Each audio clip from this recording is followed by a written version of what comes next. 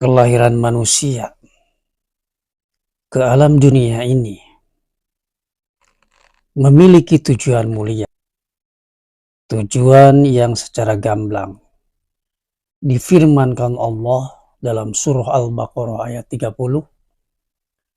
dan dalam surah Az-Zariyat ayat 56. Wa idh qala rabbuka lil malaikati inni ja'ilun fil ardi khalifah. Ingatlah ketika Tuhanmu berfirman kepada para malaikat, sesungguhnya aku hendak menjadikan seorang khalifah di muka bumi. Al-Quran surah Al-Baqarah ayat 30. Dalam Az-Zariyat 56, Allah berfirman, wa ma khalaqtul jinna wal insa illa liya'budun. Dan aku tidak menciptakan jin dan manusia kecuali untuk beribadah kepadaku. Itulah inti daripada tugas manusia gubrag lahir ke alam dunia. Ma'asyiral muslimin, proses kehadiran makhluk mulia ciptaan Allah ini, yaitu manusia, sebelumnya menimbulkan perdebatan yang cukup panjang antara Gusti Allah dengan para malaikat. Karena menurut para malaikat, mendatangkan manusia ke dunia sama dengan menghadirkan para pengrusak alam. Karena melihat dari sisi zahiriahnya bahwa manusia berasal dari tanah. Dialog ini tercermin, yaitu dialog antara Allah dengan para malaikat, tercermin dalam lanjutan ayat 30 surat Al-Baqarah di atas yang berbunyi, qalu, mereka berkata, ataj'alu fiha ma yufsidu fiha wa yasfikud dima'a wa nahnu nusabbihu bihamdika wa nuqaddisu lak. Qala inni a'lamu ma la ta'lamun. Mereka berkata, apakah engkau hendak menjadikan khalifah di muka bumi itu orang yang akan membuat kerusakan padanya dan menumpahkan darah? Padahal kami, kata para malaikat, senantiasa bertasbih dengan memuji engkau dan mensucikan engkau. Allah berfirman, ini a'lamu ma la ta'lamun. Sesungguhnya aku mengetahui apa yang tidak kamu ketahui. Al-Baqarah 30. Allah subhanahu wa ta'ala menjawab keraguan para malaikat tersebut dengan tegas. Karena ia lebih tahu dari mereka. Dalam ayat-ayat selanjutnya dapat kita ketahui bahwa Allah memang telah memberikan bekal bagi umat manusia dalam rangka menjalankan tugas gandanya tersebut, yaitu dengan diberikannya akal budi, potensi akal. Dengan potensi akal budi inilah manusia dapat menerima apa yang Allah berikan sebagai petunjuk untuk menjalani kehidupan.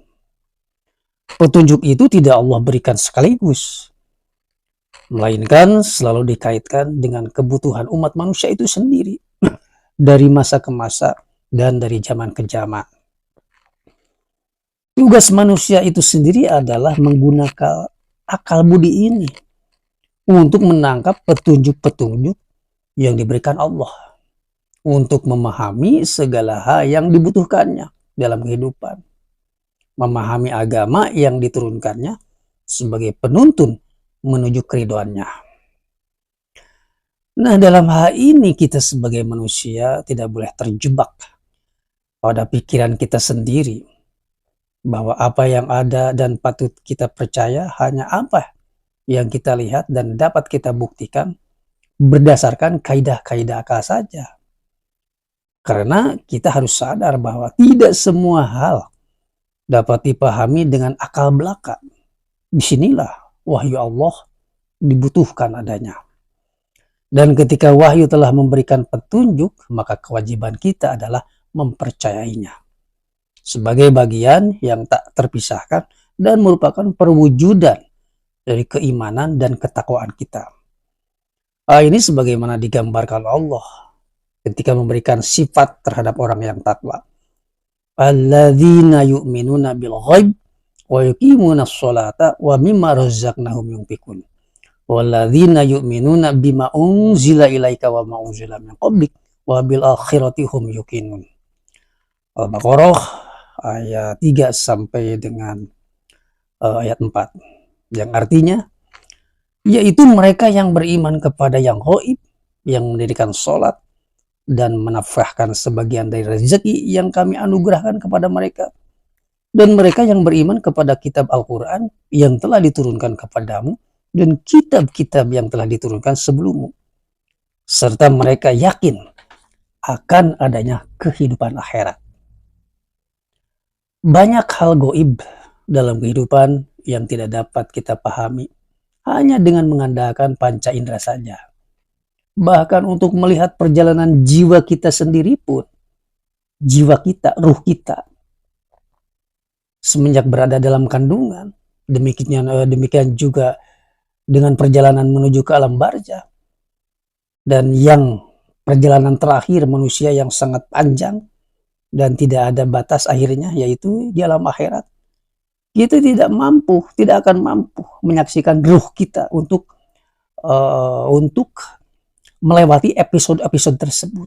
Oleh karena itu, akal budi yang kita miliki bukanlah satu-satunya sumber bagi segala pemahaman. Akal budi adalah satu alat yang dapat digunakan untuk memahami kenyataan dan juga menangkap pesan serta kabar dari Allah demi melengkapi pemahaman kita yang memang terbatas itu.